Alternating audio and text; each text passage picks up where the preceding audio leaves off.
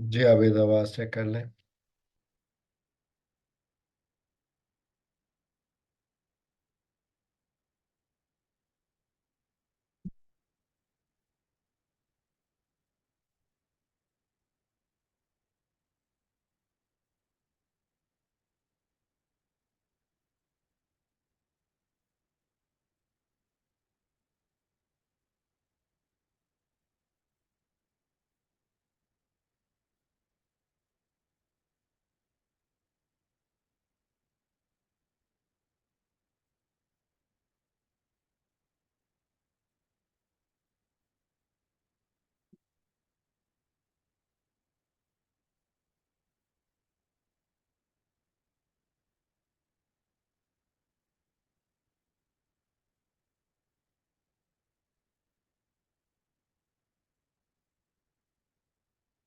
जी आवाज क्लियर है।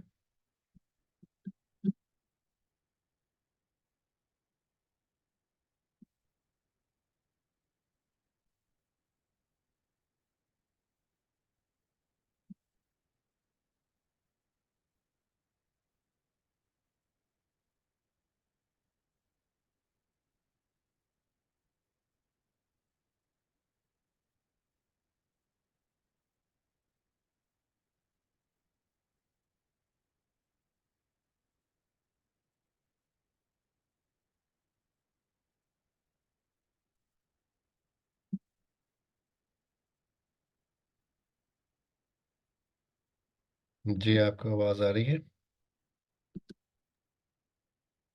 वॉइस आ रही है। और पहले आ रही थी माइक के साथ चेक कर लो। जी सर, आ रही है। हेलो अब आ रही है। जी सर, अभी भी आ रही है।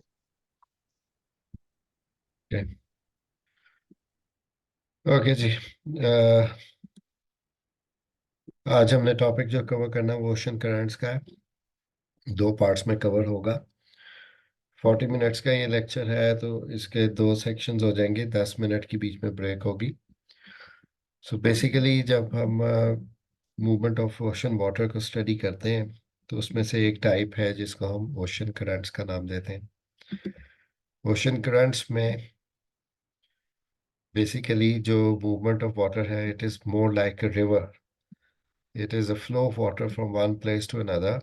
एक जगह से दूसरी जगह पानी फ्लो करता है। जैसे हमने टाइड्स में देखा था कि टाइड्स में तो एक बल्ज क्रिएट होता है जो कि rise and fall of water को रिप्रेजेंट करता है। और कोस्टल एरियाज पे यूजुअली ये पानी जो है ये आपको फ्लडिंग कॉज करता हुआ मिलेगा या रिट्रीट करता हुआ मिलेगा। लेकिन जो ओशन करंट है, it is a flow, it is the displacement of water. और एक कंटिन्यूअस डायरेक्टेड मूवमेंट है सी वाटर की, जो कि पानी के डेंसिटी कंट्रास्ट की वजह से कॉज होती है।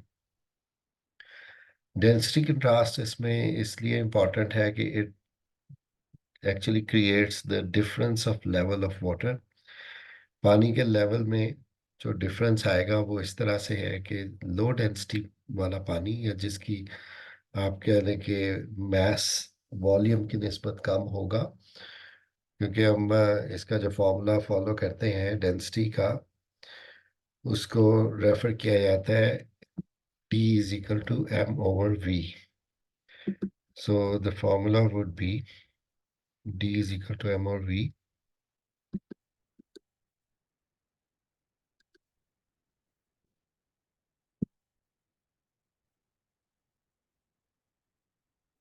ठीक है जी, mass divided by the volume।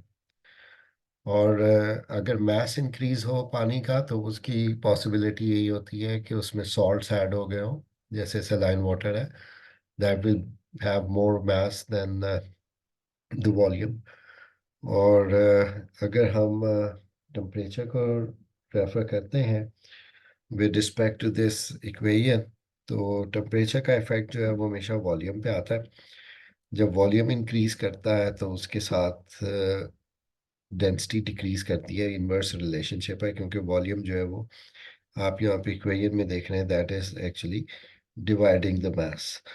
तो वार्म वाटर करंट्स जो हैं वो इक्वेटर के करीब से ओरिजिनेट करती हैं और they move towards the poles और the higher latitudes, while cold currents originate near the poles. अब बेसिकली दो टाइप्स हैं करंट्स की, एक वार्म करंट है और दूसरी कोल्ड करंट है।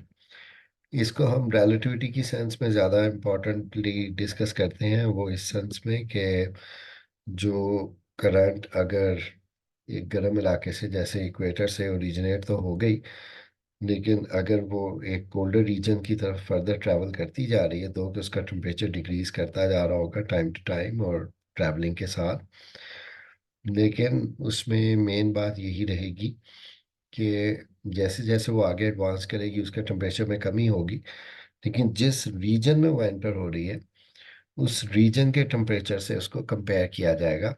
So it will B relative temperature rather than the absolute temperature। हो सकता है कि इक्वेटर से जब वो स्टार्ट हुई हो तो उसका टेम्परेचर 30 डिग्री सेंटीग्रेड हो, लेकिन पहुंचते पहुंचते वो 10 तक आ गया हो, लेकिन जिस रीजन में वो एंटर हो रही है उसको अगर आप ऑब्जर्व करें कि 5 डिग्री का वो टेम्परेचर का जोन है, तो 10 डिग्री वाला टेम्परेचर वाला पानी जो है वो relatively वार्म कंसिडर किया जाएगा। सो कोल्ड वाटर करंट्स और warm water currents relative temperature पे डिपेंड करती हैं। सबसे पहले हम टाइप्स के अलावा एक चीज़ जो देखते हैं that is related to the factors, वो कौन से कॉजेज हैं जो कि करंट्स को ओरिजिनेट करते हैं, ट्रिगर करते हैं, मूवमेंट्स को कॉज करते हैं।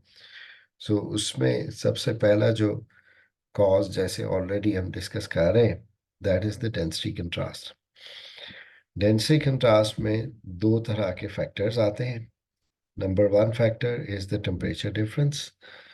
अगर आप पानी को गर्म करेंगे, पानी का वॉल्यूम इंक्रीज करेगा, it will become lightweight, it will become less dense, so it will have a tendency to rise।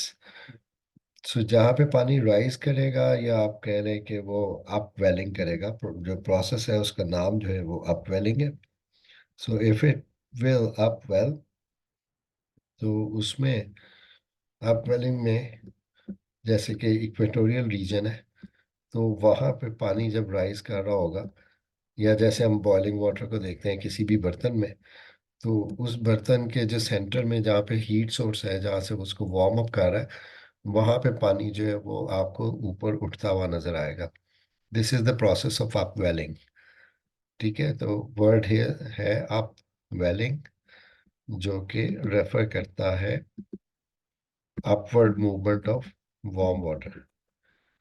ठीक है जी। So this is the movement. इसकी वजह से जो पानी का सरफेस लेवल है वो इंक्रीज कर जाता है इक्वेटोरियल रीजन्स में, और पोलर रीजन्स जो रिलेटिवली कोल्ड और सवेरली कोल्ड रीजन है, वहाँ पे पानी की density depending upon its temperature कम होती है। उसकी कम डेंसिटी की वजह, सॉरी, उसकी टेम्परेचर कम होने की वजह से डेंसिटी ज़्यादा होती है, इट सिंक्स डाउन, और उसको हम डाउन वेलिंग का नाम देते हैं। So that term is the downwelling which is occurring on polar regions. ठीक है जी। The water would be sinking just because of its greater और हायर डेंसिटी। सो पोलर रीजन्स में आपको जो पानी का लेवल है वो डिक्रीज होता हुआ मिलेगा, it will be sinking.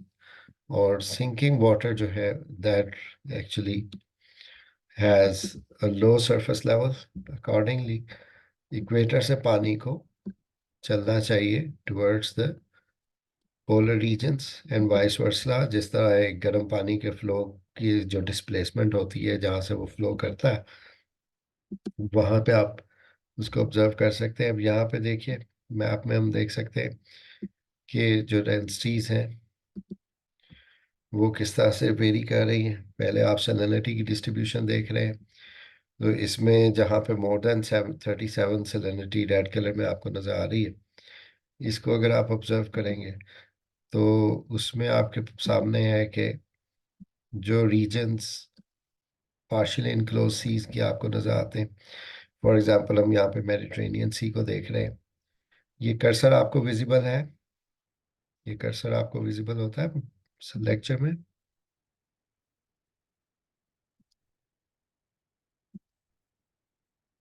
Okay. सो ये रेड मार्क आप देख रहे हैं, ये मेडिटेरेनियन सी है। और इसके साथ यहाँ पे जिब्राल्टर स्ट्रेट। सो अटलांटिक ओशन में आप जो डिस्ट्रीब्यूशन देख रहे हैं उसमें ये 36 to 37 की सैलिनिटी आ रही है पार्ट्स पर थाउजेंड। दैट मीन्स के 35 ग्राम्स और 36 grams out of 1000 grams of water जो एक सोल्यूशन फॉर्म में होगा। तो इधर से पानी का फ्लो जो है 36 या 30 लेस देन 36 37 जो है वहां से पानी का फ्लो चलना शुरू करता है इनटू मेडिटेरेनियन सी। सो जहाँ जहाँ पे आपको रेड डॉट्स नजर आ रहे हैं उसकी तरफ पानी का फ्लो चलेगा, because that is actually showing the higher density. और जहाँ पे डेंसिटी ज़्यादा होगी पानी की वहाँ पे उसकी सिंकिंग हो रही होगी। इसी तरह से जो नेक्स्ट प्रोसेस है वो जो मूवमेंट ऑफ करंट स्टार्ट हुई जिसको हम ट्रिगरिंग फैक्टर के तौर पे देख रहे थे, वो सैलिनिटी और टेम्परेचर डिफरेंसेस थे जो अल्टीमेटली डेंसिटी कंट्रास्ट को कॉज करते हैं। लेकिन जो ग्लोबल विंड पैटर्न्स हैं ऑलमोस्ट ये भी उसी तरह से ही चलता है। आप यहाँ पे ऑब्जर्व कर सकते हैं कि इक्वेटर के ऊपर जो है वो एयर हीट अप होकर राइज कर रही है और फिर अल्टीमेटली फ्लो कर रही है करंट की तरह से ही। और वहां से वापसी की भी पानी के हवा के फ्लोज जो आ रहे हैं। सो ये पॉकेट्स और ये सेल्स जो है ये सर्कुलेशन पैटर्न ऑफ विंड को रिप्रेजेंट करते हैं। अब बेसिक बात इसमें ये है कि जब हम मुख्तलिफ ओशंस की करंट्स के पैटर्न्स को स्टडी कर रहे होंगे तो यही फैक्टर्स रिपीटेडली आपके सामने आते जाएंगे। अब यहाँ पे हम ऑब्जर्व कर सकते हैं कि इक्वेटर के करीब जो हवाएं चलती हैं वो सीधे पाथ पे चलते चलते एकदम से आपको डिफ्लेक्ट होती हुई नजर आ रही हैं। जैसे कि आप साउथ ईस्ट ट्रेड्स को एसी ट्रेड विंड्स लिखा हुआ है, अब ये अपने लेफ्ट हैंड की तरफ डिफ्लेक्ट हो रही है। यानी पाथ उनका इस तरह से था but they are deflecting to the left hand side. इसी तरह से नॉर्थ ईस्ट से आने वाली ये जो विंड्स हैं ये अपने राइट हैंड साइड पे डिफ्लेक्ट हो रही है। डिफ्लेक्शन जो है वो एक अलग फैक्टर के अंडर आता है जो कि क्रियोलिस इफेक्ट और क्रियोलिस फोर्स का फैक्टर है। उसको हम सेपरेटली डिस्कस करेंगे। लेकिन यहाँ पे हम ऑब्जर्व कर सकते हैं कि there are certain wind belts जहाँ पे हवाएं जो है वो मुख्तलिफ डायरेक्शंस में चल रही हैं। और जब भी पानी का कोई फ्लो स्टैब्लिश होगा, कोई करंट जो है वो अपना फ्लो स्टार्ट करेगी, तो उस फ्लो को लाजमन जो है ये विंड्स इफेक्ट करेंगी। कि अगर इक्वेटर से पोल की तरफ करंट ऑफ वाटर चलना शुरू करती है या पानी का फ्लो एस्टेब्लिश होता है तो ये विंड्स जो हैं वो इस फ्लो को लाजमन डिस्टर्ब करेंगी और पानी के फ्लो की डायरेक्शन को इफेक्ट करेंगी। इसी तरह से नेक्स्ट आप ऊपर की ये बेल्ट देख रहे हैं, यहाँ पे हवाएं अपने ओरिजिनल पाथ से राइट हैंड साइड पे डिफ्लेक्ट हुई हैं और इन विंड्स को हम वेस्टर्लीज का नाम देते हैं। ये आपको पोल्स के करीब थोड़ा सा यानी कि ट्रॉपिकल एरिया से हट के ये विंड बेल्ट्स मिलेगी। और इनका जो पैटर्न है वो या डायरेक्शंस हैं वो वेस्ट टू ईस्ट है। अकॉर्डिंगली अगर एक करंट साउथ या नॉर्थ से चलने वाली ट्रेड विंड्स या जो मशरिक से चलने वाली हवाएं हैं उनकी बेल्ट को क्रॉस करके जब पोल्स के करीब पहुंचती है तो वेस्टर्लीज उसको इफेक्ट करती हैं और अकॉर्डिंगली करंट की मूवमेंट जो है वो भी उसके मुताबिक एडजस्ट हो जाती है। सो जो एक मूवमेंट जो ट्रिगर की डेंसिटी कंट्रास्ट ने उस मूवमेंट को रीऑर्गेनाइज करने और उसके पाथ को डिविएट कराने में जो एक इम्पॉर्टेंट रोल प्ले करती हैं वो प्रिवेलिंग विंड्स करती है। प्रिवेलिंग विंड्स के बाद नेक्स्ट जो आपको फैक्टर नजर आएगा that is of configuration of coast line. कि यहाँ पे हम ऑब्जर्व कर सकते हैं कि हमारे पास तीन ओशंस विजिबल हैं इसमें। पहला ओशन आपको यहाँ पे अटलांटिक नज़र आ रहा है। ठीक है, इसकी वेस्टर्न साइड पे north America, south America located है। ईस्टर्न साइड पे आपको अफ्रीका का कॉन्टिनेंट नज़र आ रहा है, उसका वेस्ट कोस्ट। और यूरोपियन साइड आपको नज़र आ रही है। नॉर्थ की तरफ जो मेजर एक आइलैंड नज़र आता है दैट इज़ द ग्रीनलैंड, और उसके साथ ही एक आइलैंड आइसलैंड का है। ठीक है, इसी तरह से इंडियन ओशन को ऑब्जर्व करें तो इंडियन ओशन में आपको Arabian sea, Bay of Bengal, और साउथ में ये थोड़ा सा ओपन पोर्शन, उसमें एक प्रोमिनेंट वाटर बॉडी आप कह सकते हैं या पार्ट ऑफ द ओशन कह सकते हैं, that is the Mozambique channel. ये जहाँ पे रेड कलर की स्ट्रीक लगी हुई है, अगलहास नाम लिखा हुआ है, ये मोज़म्बिक चैनल है। That is the passage of water between Madagascar island and the African continent. ठीक है जी। राइट साइड पे, ईस्टर्न साइड पे आपको ऑस्ट्रेलिया नज़र आ रहा है। इधर आपको इंडो चाइना और इंडोनेशियन आइलैंड्स नज़र आ रहे हैं। ठीक है, पैसिफिक आपको हमेशा स्प्लिट हुआ हुआ दो पोर्शंस में नज़र आएगा वर्ल्ड मैप्स में। इस साइड पे जो western coast of North America और साउथ अमेरिका है, ये पैसिफिक का मशरकी किनारा है, ये ईस्टर्न कोस्ट है। और वेस्टर्न कोस्ट ऑफ पैसिफिक जो है वो आपको एशियाटिक साइड पे, फिर उसके बाद ये ओशनिया, जिसमें ऑस्ट्रेलिया और न्यूजीलैंड भी शामिल है, इनको ओशनिया कहा जाता है। ये इसकी वेस्टर्न साइड को ऑक्युपाई करते हैं। ठीक है, तो यहाँ पे जो हम चीज़ ऑब्जर्व कर रहे हैं वो ये है कि जो फ्लोज हमने थोड़ा सा भी देखा कि ईस्ट से चलने वाली जो विंड्स थी, they were actually deflecting the flow of current. ये इक्वेटोरियल करंट को ऐसे जाना चाहिए था नॉर्थ से, मतलब नॉर्थ की तरफ जाना चाहिए था poleward. Warm water would be actually attracted by the polar areas just because of the density contrast जो उसका फैक्टर था। लेकिन विंड्स ने उसको पुश किया टुवर्ड्स द वेस्ट। अब जब ये विंड्स यहाँ पे पहुँचती हैं जहाँ पे ये कुछ आइलैंड्स हैं जो कि वेस्ट इंडीज के हैं, कैरिबियन आइलैंड्स हैं, तो आइलैंड्स ये रोल प्ले करते हैं कि वो इन फ्लोस को मल्टीपल ब्रांचेस में डिवाइड कर देते हैं। So these branches are actually separate currents. जो भी यहाँ पे करंट्स होंगी जब अटलांटिक को हम स्टडी करेंगे उनके नाम वहाँ पे डिस्कस होंगे। लेकिन ये आप साउथ इक्वेटोरियल करंट को देख सकते हैं। ये करंट जब यहाँ से स्ट्राइक करेगी to the cape of rock, से cape San Roque area, Brazil का एक कॉर्नर है, इसको जब वो हिट करेगी it will split into two branches. और एक ब्राजीलियन करंट के तौर पे आपको नजर आ रही है, एक ब्रांच इधर जाएगी। Same case happens with this portion. इसको आप देख सकते हैं, नॉर्थ अटलांटिक ड्रिफ्ट एक करंट का नाम लिखा है, लेकिन यहाँ पे ब्रिटिश आइल्स उसको एक ब्रांच में डिवाइड करते हैं और दूसरी ब्रांच जो है वो साउथवर्ड आ रही है। यहाँ पे भी साउथ इक्वेटोरियल करंट को आप ऑब्जर्व करोगे, कन्फिग्रेशन ऑफ कोस्ट लाइन क्या करेगी, उसके रास्ते को, उसके रूट को मॉडिफाई कर देगी अकॉर्डिंगली। जो ब्रांचेस बनेगी वो आइलैंड्स की वजह से यूजली बनती है। जितनी ज़्यादा आइलैंड्स और उनके दरमियान में चैनल्स होंगे उतनी ज़्यादा ब्रांचेस इसकी फॉर्म हो सकती हैं। ठीक है, तो यहाँ पे ये करंट्स को अफेक्ट करने वाला जो फैक्टर है इसको हम कन्फिग्रेशन ऑफ कोस्ट लाइन कहते हैं।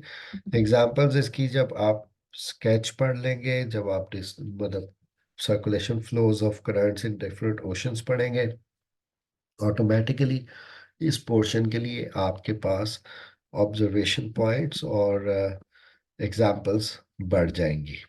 ठीक है, so that could be an easy task के आपके पास मल्टीपल ऑप्शंस और चॉइसेस आ जाएं टू डिस्क्राइब, जो कि इस चैप्टर की एंड पे हो जाएगा। So this is the configuration of coast line. अब बात करते हैं कोरियोलिस इफेक्ट की। एक्चुअल जो मतलब साइंटिफिक, जिसको हम रीजनिंग के साथ प्रूव करें। यहाँ पे आप ऑब्जर्व कर रहे हैं स्पिनिंग ऑफ द अर्थ। आप इस चीज़ में ये स्मॉलर ग्लोब के ऊपर देखिए, ये जो रेड बॉल है ये इस वाइट कलर की लाइन को फॉलो कर रहा है, ठीक है, स्ट्रेट पाथ पे ट्रेवल कर रहा है। लेकिन due to the rotation of earth उसका ये पाथ जो है इसमें एक सर्टेन डिविएशन नजर आ रही है। यानी वो उसको ओरिजिनली साउथ अमेरिका पे पहुंचना चाहिए था, जैसे आप इसके स्टार्टिंग पे देख रहे हैं, the white line is actually lying in south America, लेकिन वो पहुंच रहा है कहीं पैसिफिक की साइड पे। दैट मीन्स कि जो उसका ओरिजिनल पाथ है उसमें ये ओरिजिनल पाथ से डिविएट कर रहा है, और वो जो डिविएशन है that is towards the right. Right of what? जो इसका एक्चुअल पाथ है उससे ये राइट साइड पे डिविएट कर रहा है, ठीक है। इस डिफ्लेक्शन को, यानी जाना इसको इस तरह स्ट्रेट यहाँ तक चाहिए था, and now it is moving towards this side. Deflection आपको यहाँ नजर आ रही है।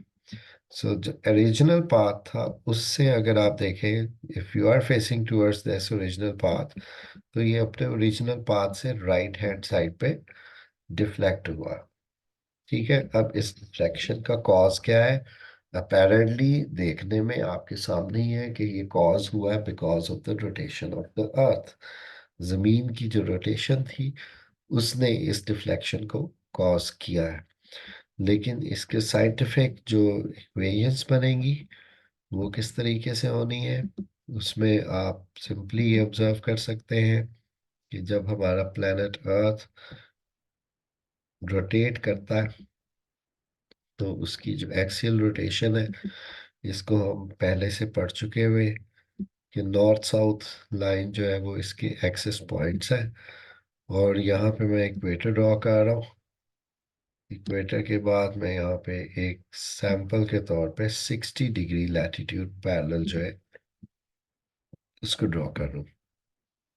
अब यहाँ पे हमें एक चीज डिफाइन करनी है, दैट इज द स्पीड, ठीक है जी।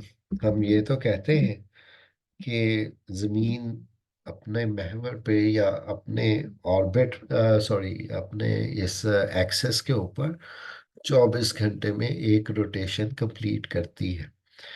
सो जब वो एक रोटेशन कंप्लीट होगी तो वो पोल की भी रोटेशन होगी, वो इक्वेटर की भी रोटेशन होगी, और वो एक कंप्लीट रोटेशन 360 डिग्रीज की रोटेशन कंसिडर की जाएगी। लेकिन अगर हम स्पीड का फॉर्मूला देखें, which is actually d/t, distance divided by the time, और डिस्टेंस हम यहाँ पे लिख दें इक्वेटर का डिस्टेंस जो कि माइल्स में है, 25,000 माइल्स कवर्ड इन 24 आवर्स।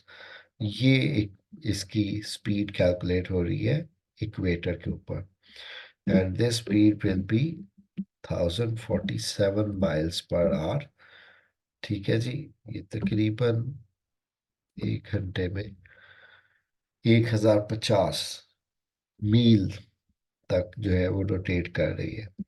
सो इससे हमें अंदाजा होता है कि इक्वेटर के ऊपर जो स्पीड ऑफ स्पिनिंग है अर्थ की वो काफी ज्यादा है। उसके कंपैरिजन में अगर हम यहाँ पे ऑब्जर्व करें तो पोलर रीजन्स में ये पोल इज 0 माइल पॉइंट, एक डॉट की तरह से होगा, ठीक है। स्पिन ये भी कर रहा है, 360 डिग्रीज मूव कर रहा है, लेकिन स्पीड ऑफ रोटेशन इसकी क्या कैलकुलेट होगी? सो अगर हम यहाँ पे इक्वेशन में उसकी वैल्यू डाल दें, the distance covered is 0 mile, सो आप इसको 24 से डिवाइड भी कर लेंगे तो आपकी स्पीड जो आएगी वो 0 पर आएगी, ठीक है। इसके कंपैरिजन में 60 degree parallel, it is half of equator. सो ये एक ज्योमेट्रिकली प्रूवन फैक्ट है कि यहाँ पे 60 डिग्री जो लैटिट्यूड होगा वो इक्वेटर से आधे फासले के बराबर है। सो अगर इक्वेटर की जो डिस्टेंस था, जो एक रोटेशन थी वो 25,000 मील की थी, ये 12,500 मील का है, एंड डिवाइडेड बाय 24, तो ये आ जाएगा 523 miles per hour. So this would be the speed which is half of the speed of equator. ठीक है, सो इससे हम डिटरमिन क्या कर रहे हैं, इससे हम डिटरमिन ये कर रहे हैं कि there are certain parts of the planet which are spinning with higher speed और greater speed, और सबसे ज़्यादा स्पीड जो आपको स्पिनिंग की नजर आएगी वो इक्वेटर या नियर द इक्वेटर मिलेगी। अब इस स्पीड का इफेक्ट क्या है? इस स्पीड का इफेक्ट कुछ इस तरह से है कि अगर आप एक स्लो मूविंग एरिया, जैसे ये 60 डिग्री लैटिट्यूड है, वहां से किसी चीज को लॉन्च करेंगे, चाहे वो आपकी फ्लाइट हो, चाहे वो एरोप्लेन या मिसाइल हो, या कोई एक फ्री मूविंग ऑब्जेक्ट हो। ठीक है, इस केस में जिसमें हम स्टडी कर रहे हैं उसमें करंट्स भी हैं और उसमें विंड्स भी हैं। सो ये विंड जब इस स्लो एरिया से ओरिजिनेट करेगी, जैसे वो यहाँ से आपने देखा कि वो मूवमेंट कर रही थी, तो ये एरिया उसके आगे से स्पिन किए जा रहा था, और एक्चुअली वो चीज़ जहाँ पे पहुंचेगी that will be behind that targeted point. ठीक है, एक्चुअल चीज यहाँ पे क्या हो रही है, जिस टाइम में ये मूवमेंट यहाँ पे अकर कर रही थी, जब विंड यहाँ तक पहुंच रही थी या कोई करंट फ्लो करके यहाँ तक आ रही थी, ये पॉइंट ऑफ टारगेट जो है ये आगे डिस्प्लेस हो चुका था, और उसके सामने ये पॉइंट आ गया जहाँ पे एक्चुअली ये पहुंची है। सो इस डिफ्लेक्शन को हम अपेरेंट डिफ्लेक्शन कहते हैं। जैसे आपने इस बॉल को ऑब्जर्व किया, वो इस वाइट स्ट्रेट लाइन पे ही चल रहा था, लेकिन आप देख रहे हैं कि वो वाइट स्ट्रेट लाइन जब स्पिनिंग दिखाई थी यहाँ पे थी, लेकिन स्पिनिंग के बाद वो वाइट स्ट्रेट लाइन यहाँ पे आ गई। सो दैट मीन्स कि वो वाइट स्ट्रेट लाइन अपनी जगह से डिस्प्लेस नहीं हुई, बल्कि उसके नीचे से ज़मीनी हिस्से जो हैं वो स्पिन के साथ अपनी डिस्प्लेसमेंट कर चुके हैं। सो एक बड़ा सिंपल सा रूल हम सामने रखेंगे। ये पार्ट जो प्लेनेट अर्थ का है, या इक्वेटर से ऊपर का हाफ जो है, इसको हम नॉर्दर्न हेमिस्फेयर कहते हैं। नॉर्दर्न हेमिस्फेयर, हेमी का मतलब सेमी है, मतलब half of the sphere, northern hemisphere. Northern hemisphere में आपको राइट हैंड डिफ्लेक्शन नजर आएगी। जो भी ओरिजिनल पाथ था मूवमेंट का, उसकी राइट साइड पे डिफ्लेक्शन होगी। लेकिन जब भी आप डिफ्लेक्शन की बात करेंगे और आप कहेंगे कि स्लो मूविंग एरिया से फास्ट मूविंग एरिया की तरफ अगर कोई चीज लॉन्च होती है, यानी कि जैसे हम कह रहे हैं टुवर्ड्स द इक्वेटर कोई चीज आ रही है, तो उसमें जो डिफ्लेक्शन है, that deflection will be apparent deflection. Apparent deflection का मतलब ये है कि पाथ है straight, but still they are actually deviating from the target. ठीक है जी। जब साउथ की बात की जाती है, सदर्न हेमिस्फेयर में, ये एरो ऐसे रिप्रेजेंट करेगा slow fast, slow moving area. Slow moving area वही होगा जिसका ये फासला कम होगा। ठीक है, सो अर्थ है spinning towards this side, west to east उसकी स्पिनिंग होती है। सो जब यहाँ से कोई चीज लॉन्च होके टुवर्ड्स द इक्वेटर ट्रैवल कर रही होगी, the deflection will occur in the opposite direction. Slow origin की चीज फास्ट एरिया में भी स्लो रहेगी, accordingly they will lag behind, so वो पहुंचेंगे पीछे। नेक्स्ट, अब हम बात करते हैं दूसरे केस की, which is related to fast moving areas. Equator की बात होगी। इक्वेटर से जो चीज भी लॉन्च की गई, उसके ऊपर एक फैक्टर अप्लाई होता है जिसको हम कहते हैं वेलोसिटी फैक्टर। क्योंकि इक्वेटर एक फास्ट मूविंग एरिया है, बिल्कुल ऐसे ही जैसे आप चलती हुई बस से छलांग लगा दें, तो बस की जो वेलोसिटी है वो आपको उसी डायरेक्शन में ड्रैग करना शुरू कर देगी जिस डायरेक्शन में बस चल रही थी। तो आप यहाँ पे समझ लें कि यहाँ पे इस जगह पे फास्ट मूविंग एरिया में एक्चुअली जो हवा मौजूद है, जैसे ही उसने इस एरिया से बाहर निकलना है, तो वो relatively स्लो एरियाज के अंदर एंटर हो रही है। So it will be faster than those areas, so it will reach ahead of it. वो सीधी यहाँ नहीं पहुंचेगी, बल्कि वेलोसिटी फैक्टर की पुश की वजह से वो आगे की तरफ बढ़ेगी। सो अब भी आपको जो एक चीज नजर आ रही है, that is a deflection in the same manner, and that is the deflection towards the right hand side. इधर भी आपको उन एरोस के राइट साइड पे डिफ्लेक्शन नजर आ रही है, यहाँ पे भी आपको राइट हैंड डिफ्लेक्शन नजर आ रही है. सो हम यहाँ पे सिंपली एक बात करेंगे कि in northern hemisphere the winds and currents and the free moving objects are deflected to their right hand side because of the Coriolis effect. In southern hemisphere this deflection will occur towards the left hand side. ठीक है, अब यहाँ पे हम इसको observe करें. एक fast moving area से आपने कोई मिसाइल लॉन्च कर दिया towards the slow moving area, तो वो अपने वेलोसिटी फैक्टर को कैरी करेगा, यानी जो एक फोर्स और एक स्पीड जो इक्वेटोरियल एरियाज की वो कैरी कर रहा है अपने साथ, that will push it towards the east, और you may say the direction of the spin. So यहाँ पे आप देख रहे हैं जो भी उसका पाथ था ट्रैवलिंग, उसके लेफ्ट हैंड साइड पे डिफ्लेक्शन हुई. सो नॉर्दर्न हेमिस्फेयर के लिए राइट हैंड साइड की टर्म यूज हो जाएगी, सदर्न हेमिस्फेयर के लिए लेफ्ट हैंड डिफ्लेक्शन को हम यहाँ पे ऑब्जर्व कर रहे हैं. ठीक है जी, ये बात क्लियर है आपको?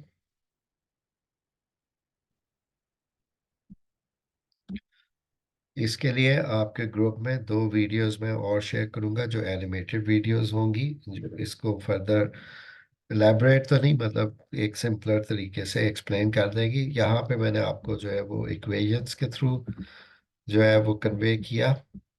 ठीक है, ओके प्लीज, थैंक यू. आगे अब देखते हैं कि अगर इसी चीज़ को हम प्रीवियस स्लाइड पे ऑब्जर्व कर लें तो आपको आइडिया हो जाएगा कि डिफ्लेक्शंस कैसे हुई. सो यहाँ पे आप अब ऑब्जर्व कर सकते हैं कि विंड्स की अपनी डायरेक्शंस क्या थी और उनको क्रियोलिस इफेक्ट ने किस तरह से डिविएट करवाया.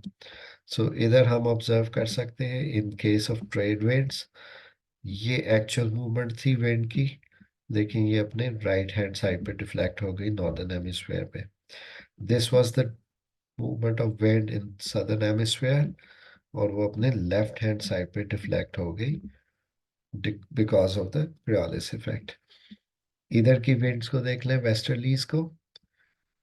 ट्रैवलिंग की डायरेक्शन ये थी, डिफ्लेक्शन की डायरेक्शन राइट हैंड साइड पे. और इधर साउथ में भी आप ऐसा ही ऑब्जर्व करेंगे. वेस्टर्लीज की ओरिजिनल डायरेक्शन इस तरह से स्ट्रेट एरोज के तौर पे हो सकती है, लेकिन जो डिफ्लेक्शन है that is because of the Coriolis effect, that is because of the spin of the earth. So Coriolis effect जो है वो आपको ना सिर्फ विंड्स पे नजर आता है, बल्कि वो यहाँ पे आपको करंट्स में भी नजर आ रहा है. रादर विंड्स और करंट्स जो है वो ओवरलैप भी कर रहे हैं एक सेंस में. ठीक है जी, तो आपको जो पैटर्न नजर आएगा वो यही नजर आएगा कि clockwise circulations in northern hemisphere और एंटी क्लॉकवाइज सर्कुलेशंस जो है वो आपको सदर्न हेमिस्फीयर में मिलेंगी. ठीक है, सो अब हम बात करते हैं एक करंट पैटर्न की जो कि अटलांटिक ओशन का है. और इसमें सिंपल आपको एक चीज याद रखनी है, थोड़ी सी इसमें मेमोराइजेशन है, but if you use a map for it, अगर आपके सामने मैप रखा हो, चाहे वो ब्लैंक मैप हो, और किसी एक प्रिंटेड मैप से आप हेल्प लेके खुद से उस पर ड्रॉ करें, तो ये आपको ज्यादा आसानी से याद हो जाएगा. जो प्री एग्जिस्टिंग फैक्टर्स हैं जो हमने अभी यहाँ पे बात की है, कि एक तो कन्फिग्रेशन ऑफ कोस्ट लाइन, तो सारे आपके सामने साहिलों की बनावट है, आपके सामने कॉन्टिनेंट्स की कोस्ट लाइंस विजिबल हैं. लेकिन जो विंड्स को हमने ऑब्जर्व किया वो यही था कि एक विंड्स का जो फ्लो है that is coming from the eastern side. जी, वर्ल्ड मैप बनाने की एक वीडियो मेरी ऑलरेडी यूट्यूब लेक्चर है, वो मैं आपसे शेयर करूंगा कि उसमें आपने किस तरह से पहले वर्ल्ड मैप बनाना शुरू करना, फिर आप उसके सेगमेंट्स बना सकेंगे. ओके, इधर देखिएगा, अब इसमें आपके सामने है कि ये वो एरिया है जहाँ पे मशरक से चलने वाली हवाएं हैं, इनको हम ईस्टर्लीज कहते हैं। अब इसमें जब भी आप किसी भी ओशन के करंट पैटर्न को स्टडी करें और उसको डिस्क्राइब करें, तो उसको आप प्रेफरेबली दो हिस्सों में डिवाइड करेंगे, क्योंकि दो डिफरेंट फ्लोज होंगे towards two different poles. Equator से अगर पानी ओरिजिनेट हो रहा है, तो वो पानी एक तो नॉर्थ पोल की तरफ जाएगा, towards the covering the northern portions of the ocean, जो भी ओशन आप स्टडी कर रहे हैं। और इसी तरह से आप साउथ की तरफ देख सकते हैं कि साउथ की तरफ जो है वो साउथ पोल की तरफ के फ्लोज हैं। सो अकॉर्डिंगली नॉर्दर्न हेमिस्फीयर के विंड बेल्ट्स हैं और सदर्न हेमिस्फीयर के विंड बेल्ट्स हैं, ये दोनों ही इफेक्ट कर रहे होंगे अकॉर्डिंगली। अब देखिए, सबसे पहली जो करंट ओरिजिनेट हुई, करंट्स के नाम उनकी लोकेशंस की बेस पे होंगे। सबसे पहले जो आपको यहाँ पे करंट नजर आ रही है, it is due to the easterly flow of wind. मशरक से मगरिब की तरफ चलने वाली हवाएं इसको पुश कर रही हैं। इसको हमने नाम दिया नॉर्थ इक्वेटोरियल करंट, ये N dot equatorial C dot, North Equatorial current इसका नाम है। इसको हम नॉर्थ इक्वेटोरियल करंट इसलिए कहते हैं कि ये इक्वेटर के नॉर्थ में फ्लो कर रही है। सो डिस्क्रिप्शन ये होगा कि this current flows north of equator, a little parallel of it। और स्टार्टिंग पॉइंट अगर हम कहेंगे तो हम कहेंगे कि ईस्टर्न साइड पे ये अफ्रीका के कोस्ट से ओरिजिनेट हो रही है, and it is approaching the Caribbean islands. जब ये करीबियन आइलैंड्स को अप्रोच करती है, तो करीबियन आइलैंड्स, फैक्टर कौन सा होगा, कन्फिग्रेशन ऑफ कोस्ट लाइन्स। तो करीबियन आइलैंड्स इसको स्प्लिट अप कर देते हैं, दो ब्रांचेस बनती है। एक ब्रांच सीधी फ्लोरिडा की तरफ चली जाती है, और दूसरी ब्रांच जो है वो आपको कैरिबियन सी से गुजरती हुई मिलेगी। सो जो कैरिबियन सी है, यहाँ पे इस करंट को कैरिबियन करंट का नाम दिया जाता है। और दूसरी करंट जो डायरेक्टली फ्लोरिडा की तरफ चली गई, उसको हम फ्लोरिडा करंट का नाम दे देते हैं। ठीक है। अब आप ऑब्जर्व कर सकते हैं कि कैरिबियन सी से गुजरने वाली जो करंट है वो अल्टीमेटली गल्फ ऑफ मैक्सिको में एंटर हो जाएगी। यहाँ पे एंट्री के बाद इसने दोबारा से ज्वाइन करना फ्लोरिडा करंट को, और फिर ये कंबाइंड फ्लो के तौर पे आगे बढ़ती है, और ईस्टर्न बोर्ड ऑफ यूएसए या ईस्टर्न कोस्ट ऑफ यूएसए के साथ साथ एडवांस करती है। यहाँ पे इसका नाम डिफरेंट रखा जाएगा। अब तीन करंट्स आप प्रीवियसली देख लें। एक का नाम नॉर्थ इक्वेटोरियल करंट क्यों रखा, क्योंकि इक्वेटर के नॉर्थ में थी। फ्लोरिडा करंट, क्यों फ्लोरिडा करंट कहा, क्योंकि फ्लोरिडा की तरफ फ्लो कर गई। कैरिबियन करंट, कैरिबियन आइलैंड्स के साउथ में कैरिबियन सी से गुजर के जा रही है, इसलिए उसको कैरिबियन करंट कहा जा रहा है। जब ये मर्ज हो जाती है, तो एक बड़ी करंट बनती है जिसको गल्फ स्ट्रीम का नाम दिया जाता है।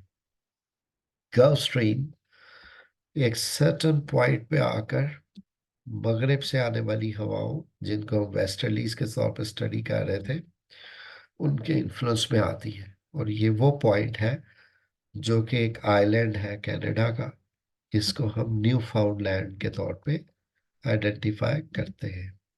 सो this island is actually named as NFL, Newfoundland. ठीक है जी। तो न्यू फाउंडलैंड का रेफरेंस दिया जाएगा कि यहाँ से ये अपनी डायरेक्शन को चेंज करती है। तो जैसे ही डायरेक्शन चेंज हो जाएगी, जैसे ही डिविएशन आ जाएगी, करंट का नाम आप चेंज कर देंगे। यहाँ पे इसको नॉर्थ अटलांटिक करंट का नाम दिया गया है, लेकिन किताबों में जो आपको नजर आएगा वो नाम है ड्रिफ्ट। सो ड्रिफ्ट का वर्ड आप उस जगह पे यूज करेंगे जहाँ पे स्ट्रॉन्ग विंड पैटर्न जो है वो इन्फ्लुएंस कर रहा होगा करंट्स के फ्लो को। सो जहाँ पे भी करंट के ऊपर ज्यादा इन्फ्लुएंस विंड का आ जाए, फोर्स ज्यादा इंपॉर्टेंट हो जाए, जैसे आप ये मॉनसून विंड्स के फ्लो को देखते हैं इंडियन ओशन और बे ऑफ बंगाल के एरिया में, तो वहां पे हम इनको मॉनसून ड्रिफ्ट्स का नाम देते हैं।